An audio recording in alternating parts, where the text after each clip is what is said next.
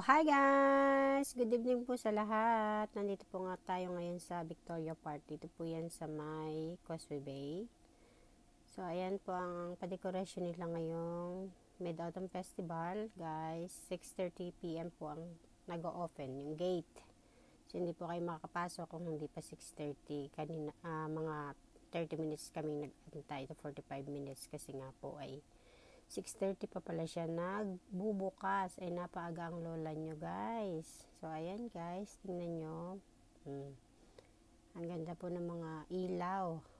Ayan, super cute ng mga ilaw guys, promise. Marami ding tao. So ayan guys, tingnan nyo. Napakadaming tao, as in kasi sabay-sabay nga kaming pumasok kasi nga hindi ko alam na 6:30 pala siya nag-uumpisa. Ako nagpunta dito, mga 5:40 to 5:30 yata yun. Ayun guys. Ayan, tingnan nyo. Ang ganda ng mga design nila. May paisdat, may mga pabulaklak na may ilaw, as in super cute guys.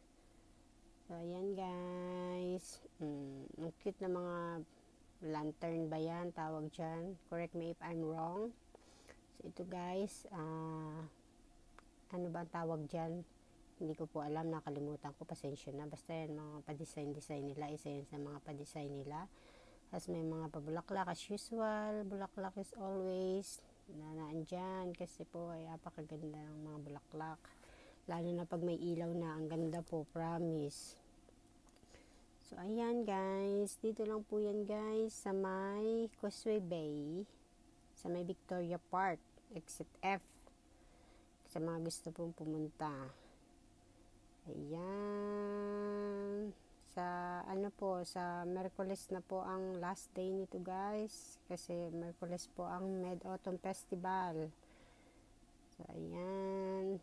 As in, ang ganda. Binice over ko na guys kasi meron pong tugtog. Alam nyo na kapag may tugtog ay syempre iwas na lang tayo dun. Ano po, ayan, kaya pagpasensyahan nyo na ang aking boses.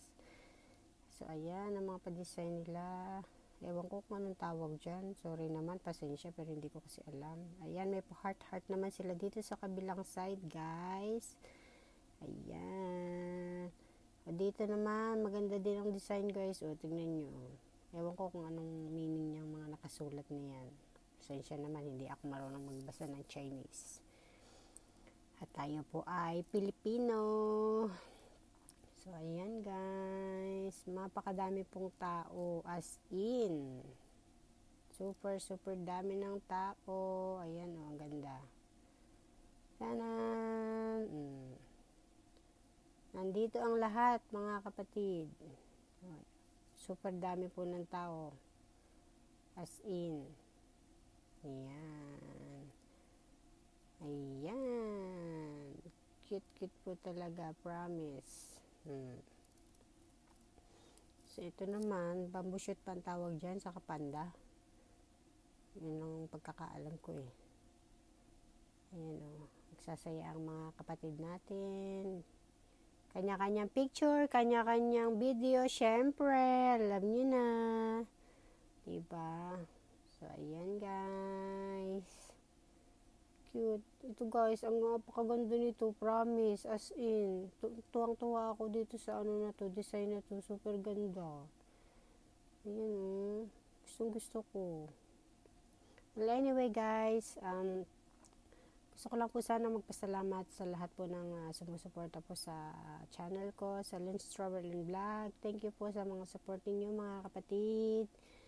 Thank you everyone and God bless po. Kayo po ay mag-iingat palagi. Please like, share, and subscribe mga kapatid. I love you all guys. And God bless po sa ating lahat. Ingat po kayo palagi saan man po kayo magpunta. Lagi po tayo mag-iingat. Ingat guys. God bless everyone. Super ganda talaga guys. As in, lalo na pag madilim na. Kasi talagang labas na yung ng ilaw ng mga lantern, mga bulaklak. Thank you.